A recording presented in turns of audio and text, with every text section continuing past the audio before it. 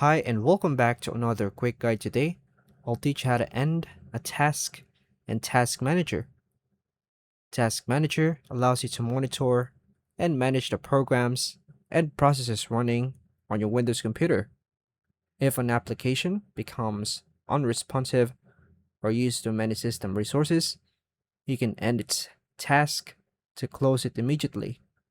Follow the steps below to safely end a task using Task Manager.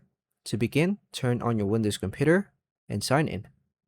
Locate the program or application you want to close. Press Ctrl plus Shift plus Escape to open Task Manager.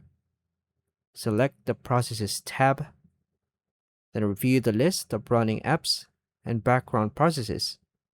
Find the task you want to end. Click the task once to highlight it. Confirm that you have selected the correct process. Click the End Task button in the bottom right corner. Wait for Windows to terminate the selected task, then verify that the process has disappeared from the list. Repeat the process for any other tasks you need to close. Close the Task Manager when you are finished managing processes.